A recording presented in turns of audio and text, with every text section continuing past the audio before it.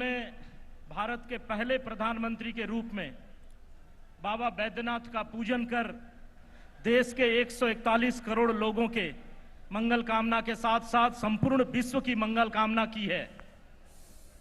ऐसे आदरणीय प्रधानमंत्री जी हम सबके बीच विराजमान हैं, जो अपनी उपस्थिति मात्र से ही भू सांस्कृतिक राष्ट्रवाद की एक प्रचंड लहर पैदा कर देते हैं। ऐसे देश के सबसे लोकप्रिय राजनेता आदरणीय प्रधानमंत्री जी का अभिनंदन करने के लिए मैं भारतीय जनता पार्टी झारखंड प्रदेश के प्रदेश अध्यक्ष आदरणीय दीपक प्रकाश जी से आग्रह करता हूं कि वो अंग वस्त्र देकर आदरणीय प्रधानमंत्री जी का स्वागत करें।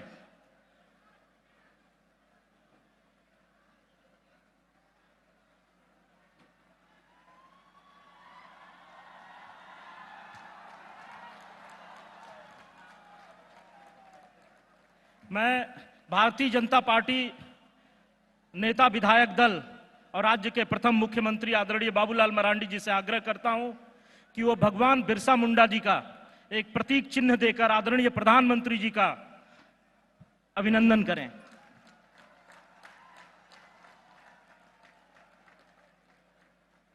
गोड्डा संसदीय क्षेत्र के लोकप्रिय सांसद श्री निशिकांत दुबे जी से मैं आग्रह करता हूं कि वो बाबा बैद्यनाथ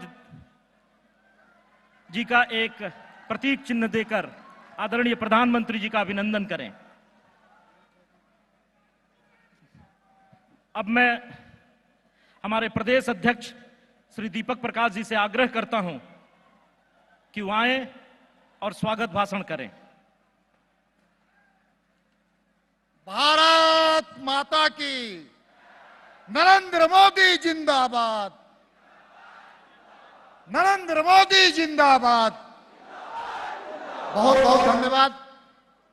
आज के इस अभिनंदन रैली में हम सब लोगों के बीच में दुनिया के सर्वाधिक लोकप्रिय नेता, भारत के यशस्वी प्रधानमंत्री, भारत के 141 करोड़ों के दिलों में राज करने वाले सम्मानित मान्यवर नरेंद्र मोदी जी, मंच में बैठे हुए सभी सम्मानित हमारे नेतागण और सम्मानित मंच उपस्थित इस रैली में उपस्थित कोने कोने से आए हुए भारतीय जनता पार्टी के कार्यकर्ता, समर्थक और आम मतदाता और प्रेस और मीडिया के हमारे सम्मानित मित्रगण, सबसे पहले मैं झारखंड की 3.5 करोड़ जनता की ओर से, झारखंड के 3.5 करोड़ जनता की ओर से, भारतीय जनता पार्टी के एक एक कार्यकर्ता की ओर से और प्रधानमंत्री जी को मैं अभिनंदन करना चाहता हूं और उनके प्रति आभार व्यक्त करना चाहता हूं। बाबा की नगरी में हम उनका अभिनंदन कर रहे हैं। ये नगर, ये महानगर शिव की आराधना का स्थल है। यहां पर शिव और शक्ति की भी आराधना की जाती है। इसलिए इस बाबा की नगरी में, बाबा के शहर में हम सब लोग प्रधानमंत्री जी का अभिनंदन कर रहे हैं। हम सब कोई जानते हैं कि इस क्षेत्र से ऐसे कई महापुरुषों का जन्म हुआ है। भगवान बिरसा मुंडा, सिद्धू कान्हू, तिलका मांझी, ऐसे कई महापुरुषों का जन्म हुआ जिनके कारण आज हम कह सकते हैं कि ये देश आजाद हुआ है और उनके बताए हुए रास्ते पर हम सब कोई चलने का काम कर रहा है। ऐसे पवित्र स्थान पर, ऐसे तपोभूमि पर हम प्रधानमंत्री जी का अभिनंदन कर रहे हैं। मैं कहना चाहता हूं कि प्रधानमंत्री जी ने इस क्षेत्र के लिए, झारखंड के लिए 8 करोड़ 8 वर्षों से लगातार यहां पर झारखंड की जनता के लिए स्नेह दिया, प्रेम दिया, आशीर्वाद दिया। इसके लिए भी हम सब लोग अभिनंदन करते हैं, स्नेह करते हैं और उनको बधाई हम देते हैं। हम जानते हैं चाहे वो रिवर कनेक्टिविटी हो, चाहे एयर कनेक्टिविटी हो, चाहे ट्रेन कनेक्टिविटी हो, चाहे सरफेस कनेक्टिविटी हो, सभी क्षेत्रों में हमारे प्रधानमंत्री ने इस क्षेत्र के बारे को जबरदस्त अपनी हम सब लोगों को आशीर्वाद देने का काम किया है। इसके प्रति भी मैं आभार व्यक्त करना चाहता हूं। और आज का दिन तो बहुत ही शुभ दिन है। यहां पर एयर कनेक्टिविटी देकर के इस क्षेत्र के आर्थिक विकास और यहाँ के टूरिज्म के बारे में एक बहुत बड़ी सौगात देने का काम किया है। यहाँ से झारखंड के 16,085 करोड़ रुपए का एक तोहफा भी हम सब लोगों को देने का काम किया है।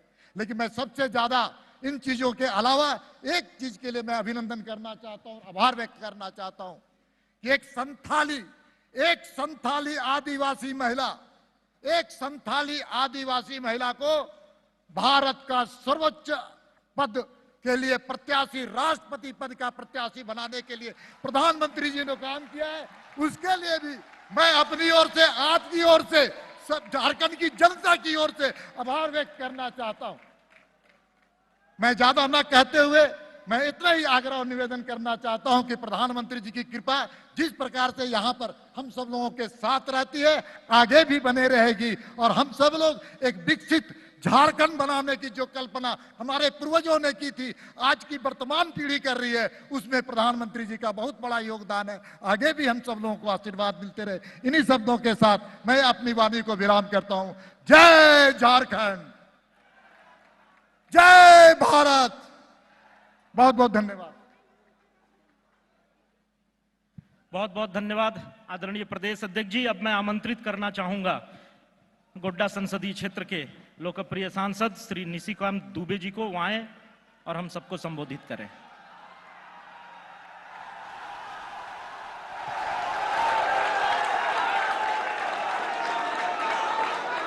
हमारे जैसे छोटे और सामान्य कार्यकर्ता का उत्साहवर्धन के लिए आए हुए दुनिया के सबसे लोकप्रिय गरीबों के, दलितों के, आदिवासियों के, वंचितों के, महिलाओं के मसीहा, हमारे अभिभावक, इस देश के लोकप्रिय प्रधानमंत्री श्री नरेंद्र मोदी जी और मंचासीन मंच, सिद्धो कान्हो, चांद भैरव, बिरसा मुंडा, तिलका मांझी का तो ये क्षेत्र है ही। ये जो देवघर है, माननीय प्रधानमंत्री जी महर्षि अरविंद के नाना राजनारायण बोस यहीं मरे, वो 20 साल तक वो यहीं रहे। ईश्वर चंद्र विद्यासागर की भी ये भूमि है, उनका आखिरी जीवन यहीं बीता। 1908 में महर्षि अरविंद के साथियों ने जो बम विस्फोट किया, वो भी यहीं बम विस्फोट देवघर में हुआ। रविंद्रनाथ टैगोर यहीं शांति निकेतन बनाना चाहते थे, उन्होंने 200 एकड़ यहाँ जमीन लिया था। महात्मा गांधी की बात मैं बोल चुका हूँ, लेकिन मैं अपनी बात 2 मिनट में समाप्त करूंगा। आज आप यहाँ आए हैं, राम को जैसे केवट मिला, निषाद मिला। ये देवघर कॉलेज जो है, इस देवघर कॉलेज में मेरे 2 मामा प्रोफेसर रहे, जिस कॉलेज कैंपस में ये कार्यक्रम हो रहा है। और उसमें एक मामा जेल गए, 19 महीने इमरजेंसी में जेल गए। मैं यहीं पैदा हुआ, यहीं पढ़ता था। और जब इमरजेंसी में वो जेल चले गए तो मेरे पिताजी जो इरिगेशन डिपार्टमेंट में काम करते थे, यहीं कहीं भीड़ में मेरे माँ, पिताजी और सारे परिवार के लोग बैठे हुए हैं, माननीय प्रधानमंत्री जी, उनको बर्खास्त कर दिया गया और मैं गांव चला गया। फिर मामा रिलीज हुए, वो भारतीय जनता पार्टी के पहले अध्यक्ष थे यहाँ देवघर जिला के। मेरी सिस्टर जो है यहीं पढ़ती थी, इसी देवघर कॉलेज में। और दशहरे का समय था, वो गांव गई, पेट में दर्द हुआ, गांव में रोड नहीं था, कोई डॉक्टर नहीं था। ट्रैक्टर से ले जाते हुए मेरी छोटी बहन का डेथ हो गया। और आप समझ सकते हैं कि आज आपने जब एम्स दिया, जब मैं एम्स जाता हूं तो मुझे सभी में अपनी बहन ही दिखाई देती है कि मैं अपनी बहन का जान नहीं बचा पाया, लेकिन आपने जो है ये बड़ा काम कर दिया। आपने बहुत उपकार किया, शायद जनता इसको कभी नहीं भूलेगी। आप आए इन्हीं शब्दों के साथ। जय हिंद, जय भारत। बहुत बहुत धन्यवाद आदरणीय सांसद महोदय। अब मैं आमंत्रित करना चाहूंगा राज्य के प्रथम मुख्यमंत्री और नेता भाजपा विधायक दल आदरणीय बाबूलाल मरांडी जी को, वो आए और हम सबों को संबोधित करें।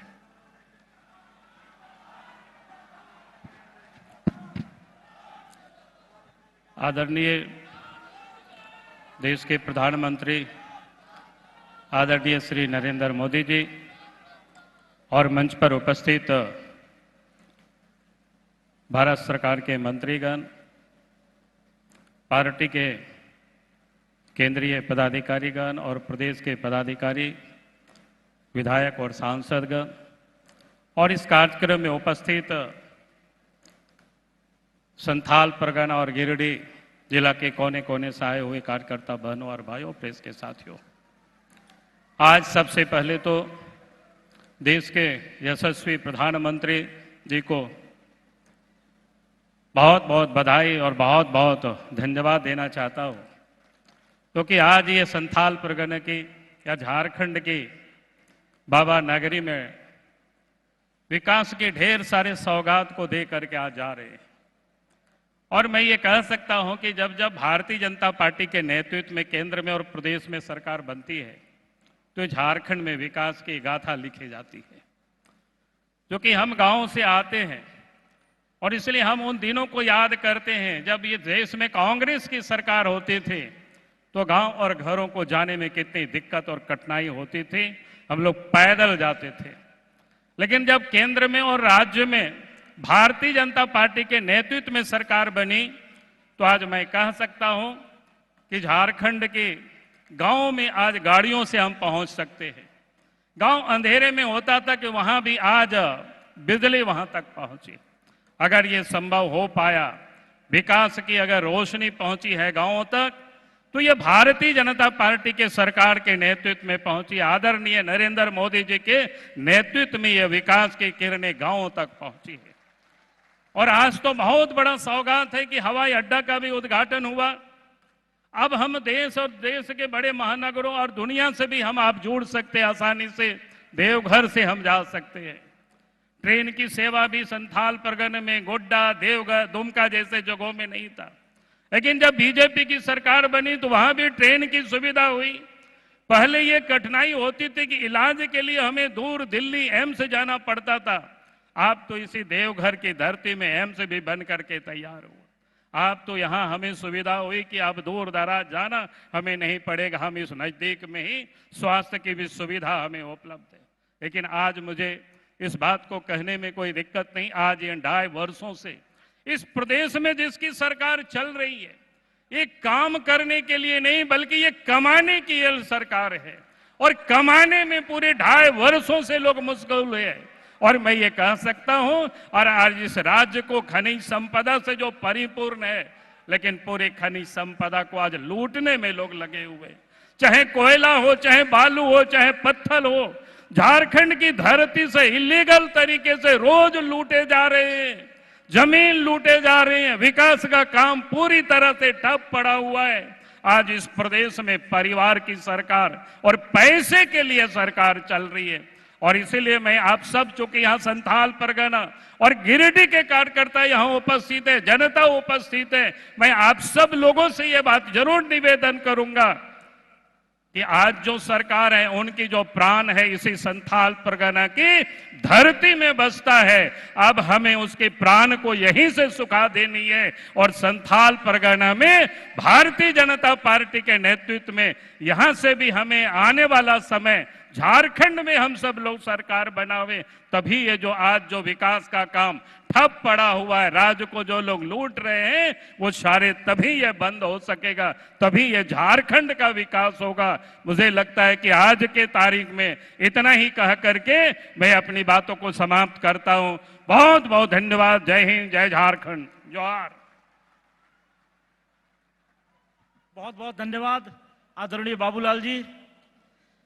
देश के सबसे पहली आजादी की लड़ाइयों में से एक हूल की भूमि संथाल परगना।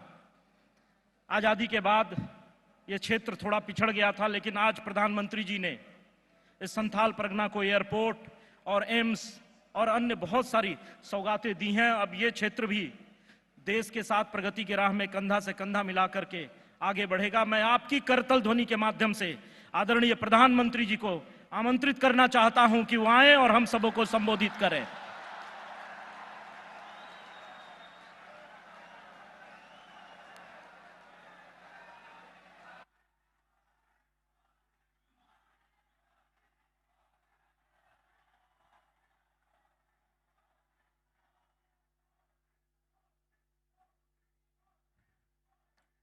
बाबा बैद्यनाथ की, बाबा बैद्यनाथ की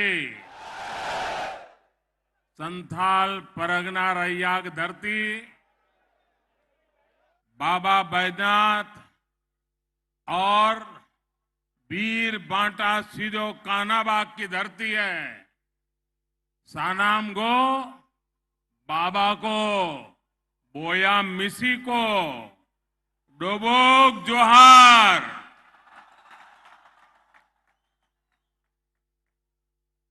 अपने सनी के नमस्कार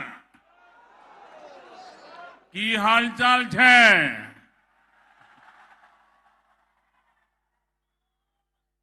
मंच पर उपस्थित भारतीय जनता पार्टी के वरिष्ठ सहयोगीगण, केंद्रीय मंत्रिमंडल के मेरे साथीगण, संसद के मेरे साथीगण, विधायकगण और देवघर के मेरे प्यारे भाई और बहनों, कल देवघर की दिवाली पूरा देवघर दीप मालाएं प्रज्वलित कर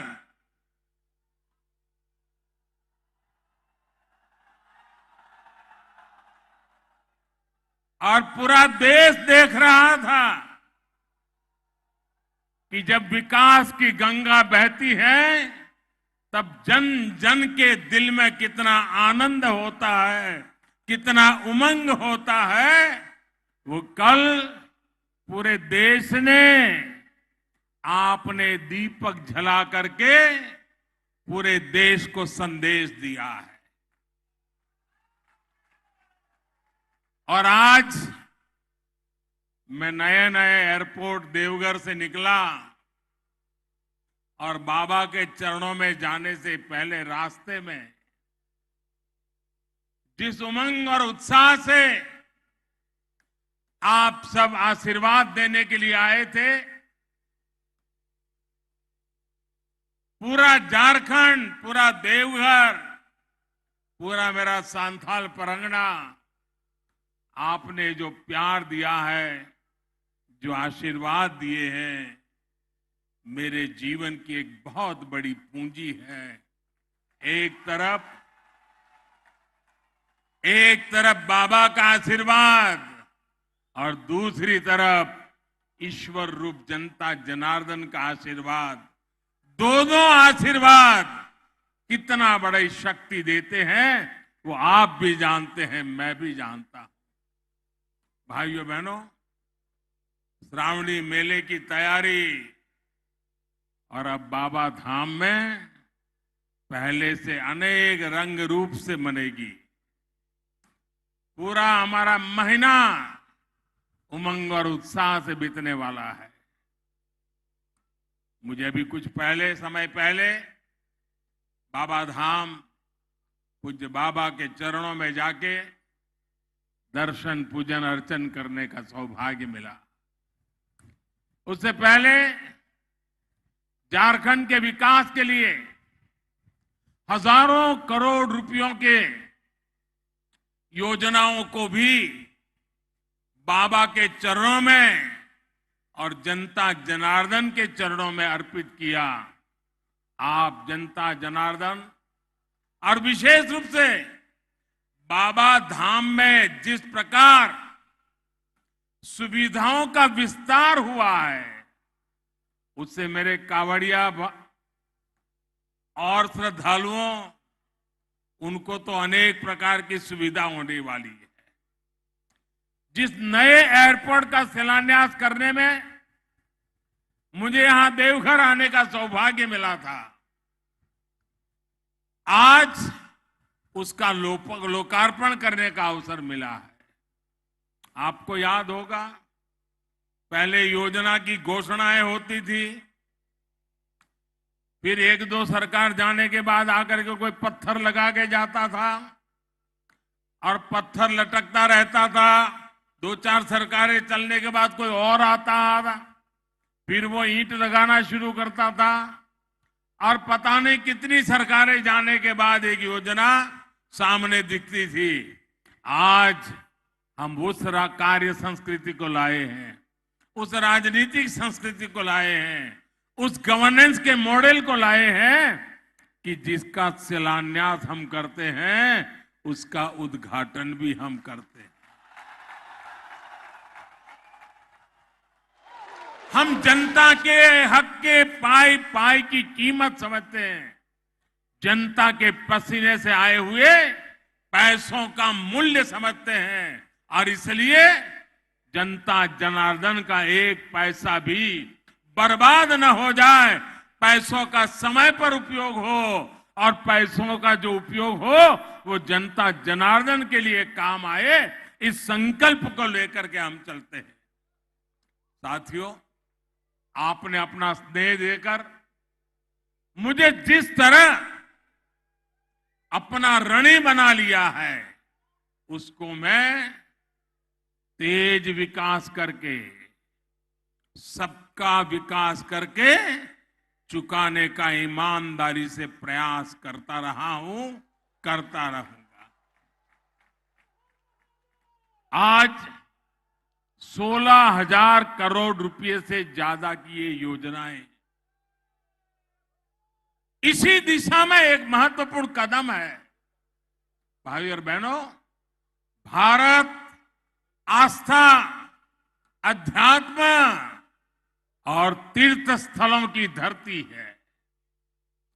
तीर्थ यात्राओं ने हमें बेहतर समाज और बेहतर राष्ट्र के रूप में गढ़ा है।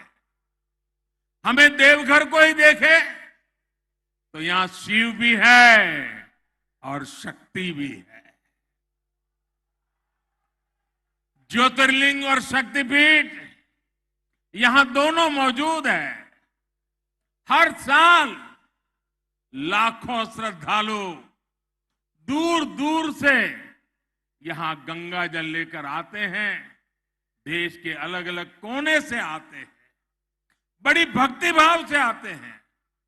लोगों को एक दूसरे की भाषा, बोली भले समझ आए या ना आए, लेकिन हमारी आस्था,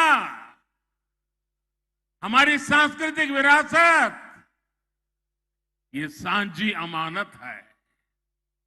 भारत की इन्हीं धरोहरों को सुरक्षित करने, इन तक पहुंचने का मार्ग आसान बनाने के लिए आज अभूतपूर्व निवेश किया जा रहा है। बाबा बैद्यनाथ धाम हो, काशी विश्वनाथ धाम हो, केदारनाथ धाम हो, अयोध्या धाम हो, रामायण सर्किट हो, भगवान बुद्ध से जुड़े पवित्र स्थान हो, देश में आस्था, आध्यात्म और ऐतिहासिक महत्व से जुड़े हर स्थान में आधुनिक सुविधाएं तैयार की जा रही है।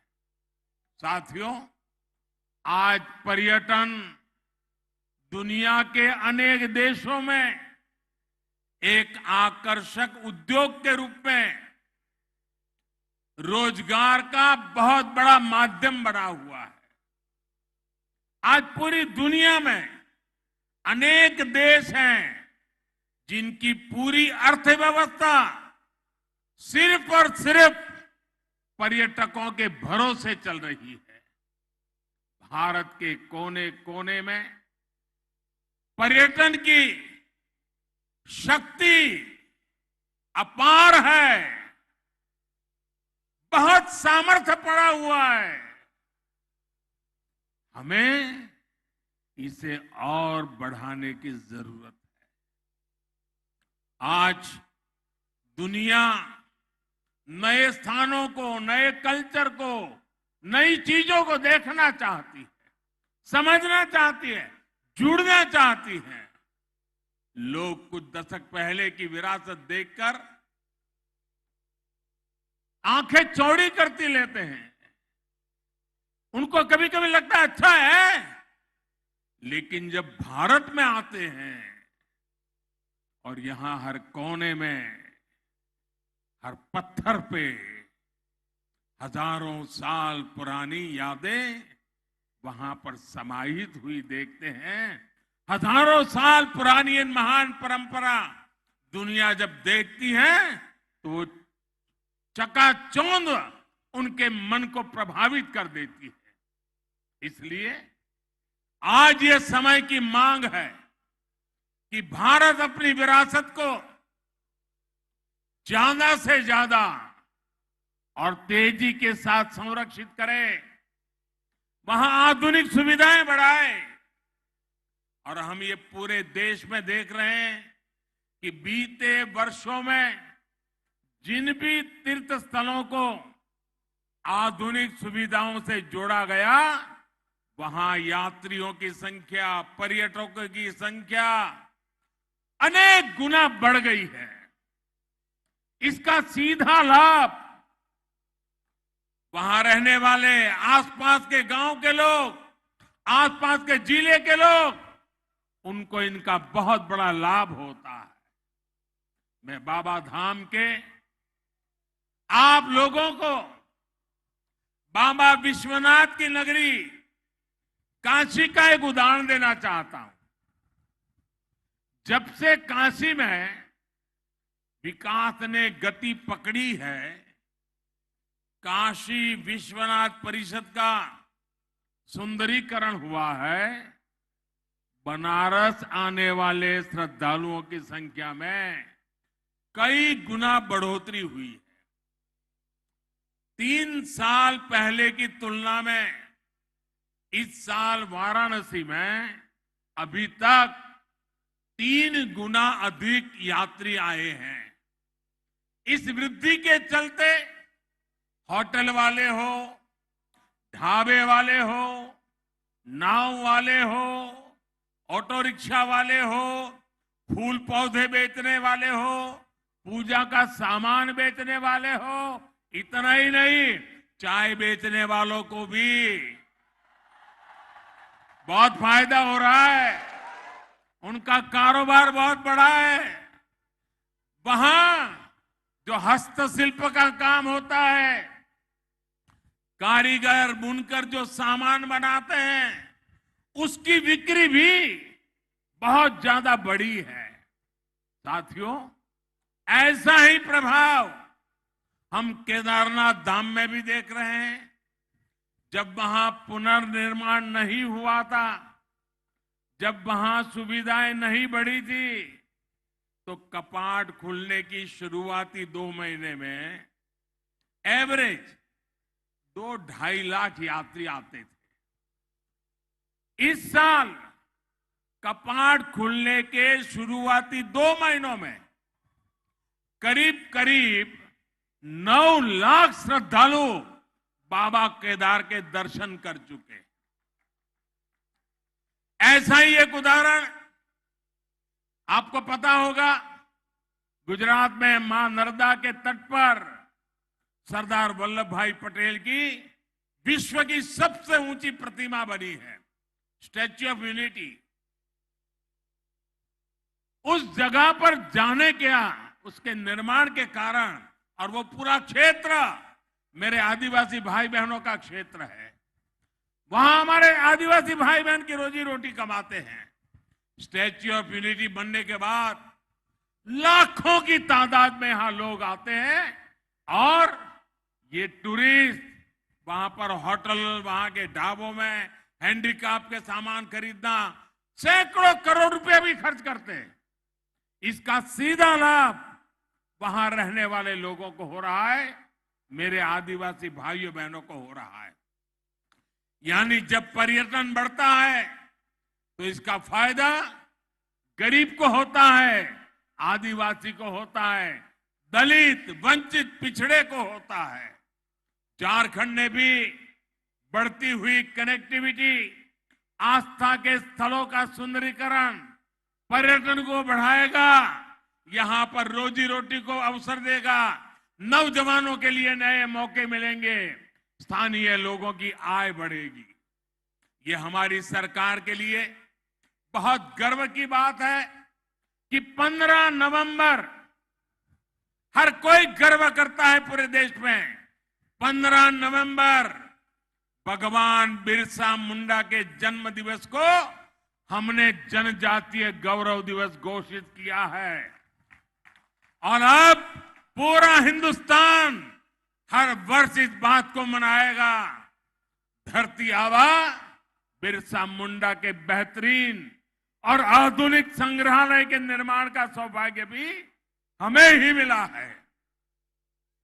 मुझे विश्वास है जो परियोजनाएं आज हमने शुरू की है वो झारखंड के विकास को नई गति देने जा रही है।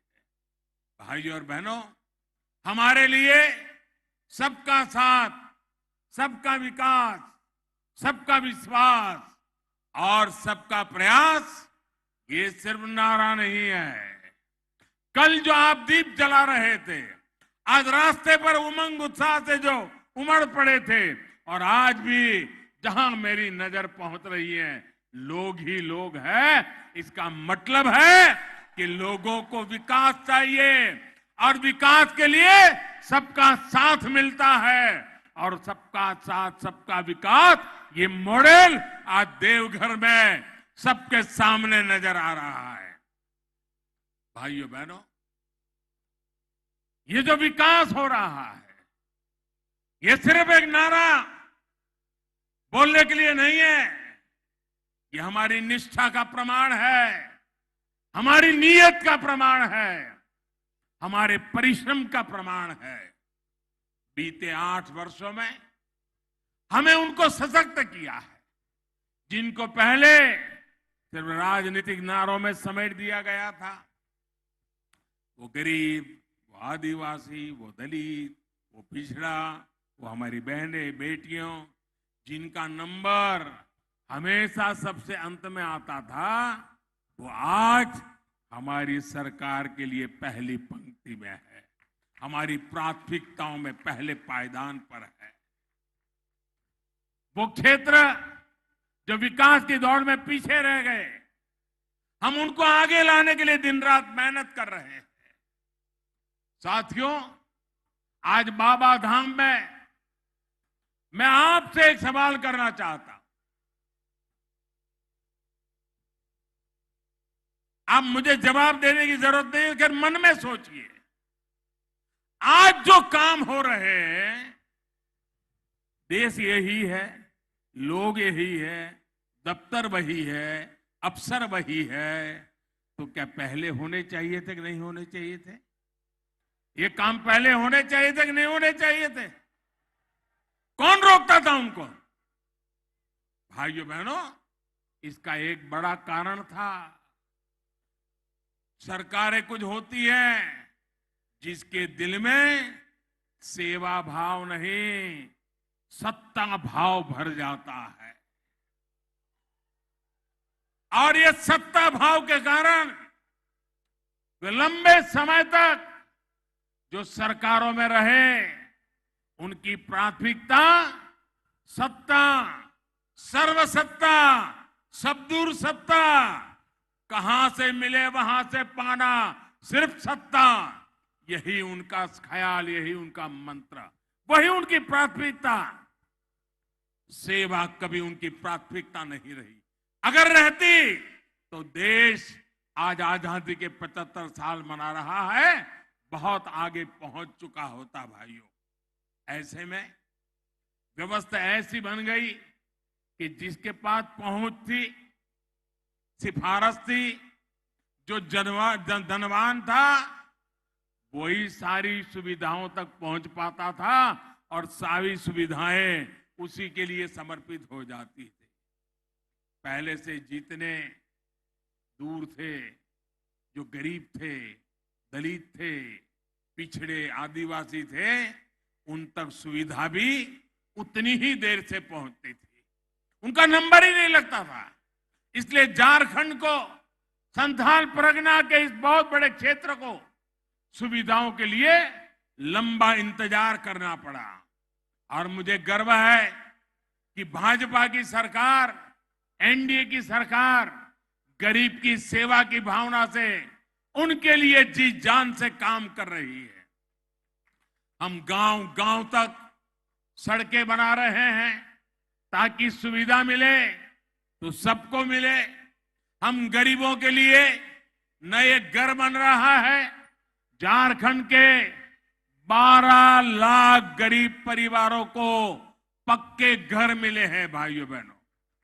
हमारी सरकार बनने के बाद 12 लाख गरीब भाइयों को, मेरे आदिवासी भाई बहनों को पक्के घर मिले हैं। हर परिवार को बिजली मिले, पर्याप्त बिजली मिले, गरीब से गरीब बहनों को रसोई गैस मिले, हर घर जल पहुंचे, इसके लिए हम निरंतर काम कर रहे हैं। हमारी सरकार के ऐसे ही प्रयासों से मेरे गरीब भाई बहनों में गरीबों के विरुद्ध लड़ने का, गरीबी के खिलाफ लड़ने का, गरीबों को गरीबी के खिलाफ लड़ने के लिए तैयार करने का, गरीबी दूर करने का नया साहस पैदा हुआ है। भाई और बहनों, हमारी सरकार गरीब की मुसीबतें समझती है, गरीब के सुख दुख की साथी है। कोरोना के इस कालखंड में 100 साल की सबसे बड़ी महामारी आई। इस दौरान हमारी सरकार ने गरीब को मुफ्त वैक्सीन से लेकर उनके खाने पीने तक हर चीज का ध्यान रखा।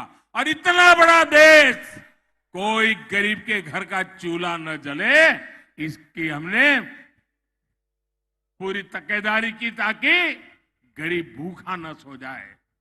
झारखंड के भी लाखों लोगों को केंद्र सरकार की मुफ्त राशन वाली योजना का लाभ मिल रहा है। भाई और बहनों, आज मुझे एम्स देवघर में नई सुविधाएं शुरू करने का भी मौका मिला है। झारखंड में स्वास्थ्य सेवाओं की बेहतरी के लिए हम निरंतर काम कर रहे हैं। यही झारखंड की धरती है जहां से जब रघुवर दास जी मुख्यमंत्री थे, आयुष्मान भारत योजना का उद्घाटन प्रारंभ यही झारखंड से हुआ था।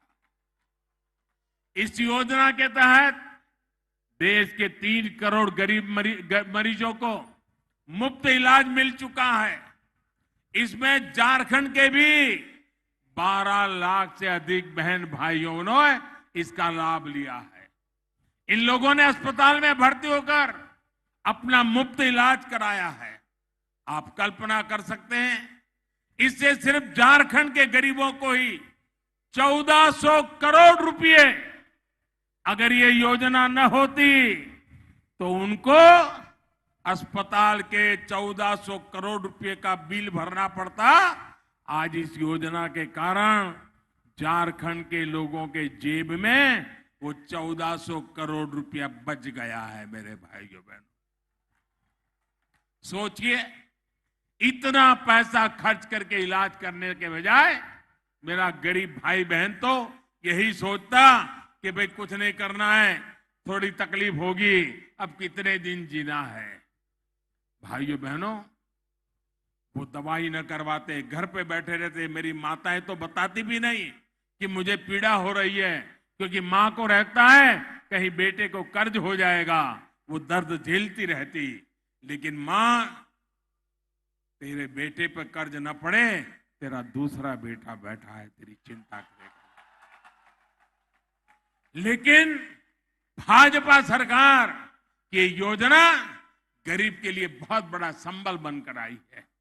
आयुष्मान भारत योजना की वजह से झारखंड के लोगों को, गरीबों को देश के दूसरे बड़े शहरों के अस्पतालों में भी बहुत मदद मिल रही है। यहां देवघर में एम्स बनने से भी गरीबों की बहुत बचत होने वाली है। साथियों, आदिवासी समाज का सशक्तिकरण, उनके बच्चों का उज्जवल भविष्य भाजपा की प्राथमिकता है। ये केंद्र सरकार की नीतियों में साफ साफ झलकता है।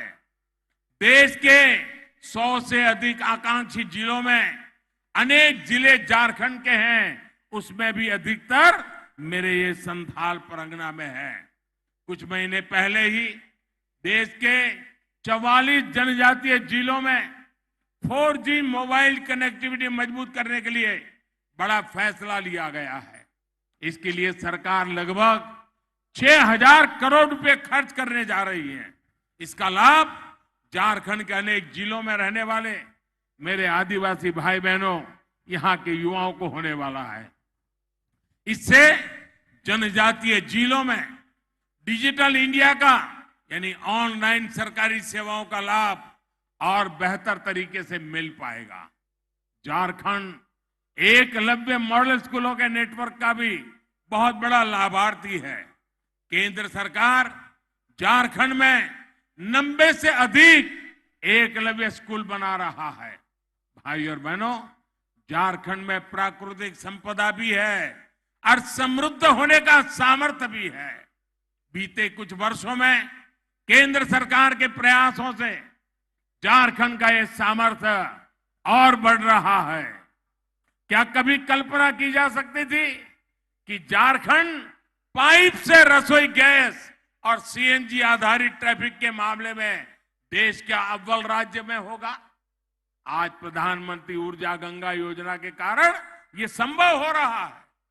सिंदरी खाद्य कारखाना जो बंद पड़ गया था, उसे फिर से शुरू करने का काम भी तेजी से चल रहा है। ये झारखंड के किसानों, देश के किसानों को राहत देगा, यूरिया पर विदेशी निर्भरता को कम करेगा। भाई और बहनों, झारखंड के पास देश का अग्रणी औद्योगिक राज्य बनने की हर संभावना मौजूद है। आज संथाल परगना के लिए पहले 4 लेन हाईवे का भी शिलान्यास किया गया है। इससे इस पूरे अंचल में कनेक्टिविटी को विस्तार होने वाला है। साहबगंज में गंगा नदी पर मल्टी मॉडल हब भी बनाया गया है ताकि यहां के उद्योगों को हल्दिया से वाराणसी पर बने नदी जलमार्ग का भी लाभ मिल सकेगा। झारखंड को समुद्री रास्ते से कनेक्ट करने के लिए जो भी प्रयास हो रहे हैं, उससे यहां उद्योग लगाना बहुत आसान हो जाएगा। यहां कच्चा माल भी और जब उत्पादन होगा तो झारखंड यहां के गरीब को, आदिवासी को रोजगार के लिए यहां से कभी उसको बाहर जाना नहीं पड़ेगा। हिंदुस्तान के और कोनों में झुग्गी झोपड़ी में जीने के लिए मजबूर नहीं होना पड़ेगा। और यही तो हमारा सबका साथ सबका विकास का राह है। साथियों, विकास के इन कार्यों के बीच आज मैं आप सभी को एक बात से भी सतर्क करना चाहता हूं। आज हमारे देश के सामने एक और ऐसी चुनौती आ खड़ी हुई है जिसे हर देशवासी को जानना और समझना है। ये चुनौती है शॉर्टकट की राजनीति की। बहुत आसान होता है लोग लुभावन वायदे करके शॉर्टकट अपनाकर लोगों से वोट बटोर लेना। शॉर्टकट अपनाने वालों को ना मेहनत करनी पड़ती है और ना ही उन्हें दूरगामी परिणामों के बारे में सोचना पड़ता है। लेकिन ये बहुत बड़ी सच्चाई है कि जिस देश की राजनीति शॉर्टकट पर आधारित हो जाती है, उसका एक ना एक दिन शॉर्ट सर्किट भी हो ही जाता है। शॉर्टकट की राजनीति देश को तबाह कर देती है। भारत में हमें ऐसी शॉर्टकट अपनाने वाली राजनीति से दूर रहना है। अगर हमें आजादी के 100 वर्ष पर भारत को नई ऊंचाई पर ले जाना है तो उसके लिए परिश्रम की पराकाष्ठा करनी है। और परिश्रम का कोई शॉर्टकट नहीं होता। भाइयों बहनों, आजादी के बाद देश में जो राजनीतिक दल हावी रहे, उन्होंने बहुत से शॉर्टकट अपनाए थे। इसका नतीजा ये हुआ कि भारत के साथ आजाद हुए देश भारत से बहुत आगे निकल गए, हम वही के वही रह गए। आज हमें अपने देश को उस पुरानी गलती से बचाना है। मैं आपको उदाहरण देता हूं। आज हम सभी के जीवन में बिजली कितनी जरूरी हो गई है, ये हम सभी देख रहे हैं। अगर बिजली ना हो तो मोबाइल चार्ज भी नहीं हो पाएगा, न टीवी चलेगा। इतना ही नहीं, गांव में टंकी बनी हो नल भी लगा हो, बिजली नहीं है तो टंकी नहीं भरेगी, टंकी नहीं भरेगी तो पानी नहीं आएगा, पानी नहीं आएगा तो खाना नहीं पकेगा। आज बिजली इतनी ताकतवर बन गई है, हर कोई काम बिजली से जुड़ गया है। और भाइयों बहनों, अगर ये बिजली न होगी तो फिर शाम को डिबरी और लालटेन की रोशनी में रहना पड़ेगा। बिजली ना हो तो रोजी रोटी के अवसर, कल कारखाने सब बंद हो जाएंगे। लेकिन बिजली शॉर्टकट से पैदा नहीं की जा सकती। झारखंड के आप लोग तो जानते हैं कि बिजली पैदा करने के लिए पावर प्लांट लगाने पड़ते हैं, हजारों करोड़ रुपए का निवेश होता है। इस निवेश से नए रोजगार भी मिलते हैं, नए अवसर भी बनते हैं। जो राजनीतिक दल शॉर्टकट अपनाते हैं वो इस निवेश का सारा पैसा जनता को बहलाने में लगा देते हैं। ये तरीका देश के विकास को रोकने वाला है, देश को दशकों पीछे ले जाने वाला है। आज बाबा धाम से मैं आप लोगों को, सभी देशवासियों को इस शॉर्टकट की राजनीति से बचकर रहने का हृदयपूर्वक आग्रह कर रहा हूं।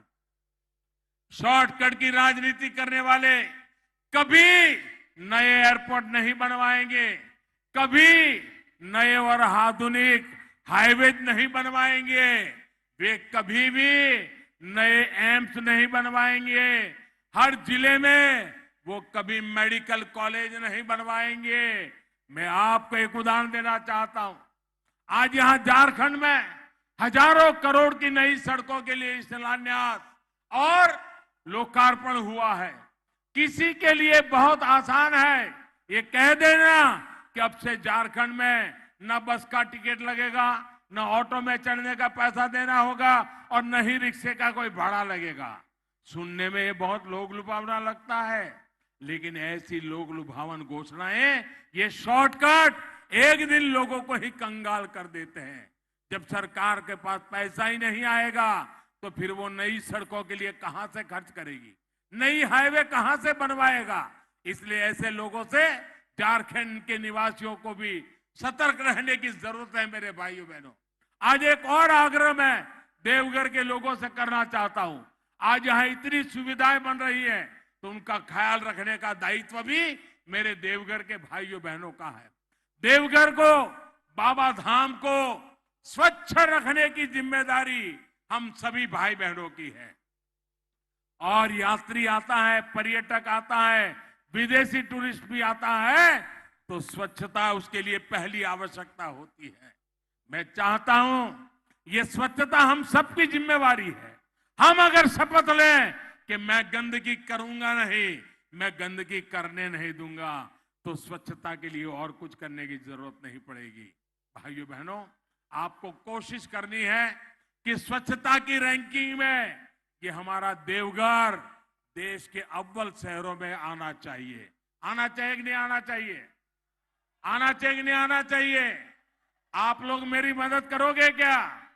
देवघर को स्वच्छ बनाओगे क्या? हिंदुस्तान में सबसे शानदार बनाओगे क्या? देखिए, मैंने जितना काम किया है, अब मैं इतना थोड़ा सा काम आपसे मांग रहा हूं।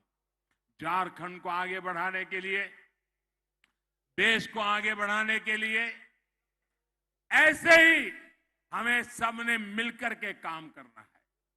और इसी भावना के साथ हमें देवघर को ही आगे बढ़ाना है, सांथाल परगना को भी आगे बढ़ाना है, हमारे झारखंड को भी आगे बढ़ाना है और पूरे हिंदुस्तान को भी आगे बढ़ाना है। इसी एक भावना के साथ बाबा के चरणों के फिर एक बार प्रणाम करते हुए, आप सबका धन्यवाद करते हुए मेरे साथ पूरी ताकत से बोलिए, भारत माता की, भारत माता की, भारत माता की। बहुत बहुत धन्यवाद।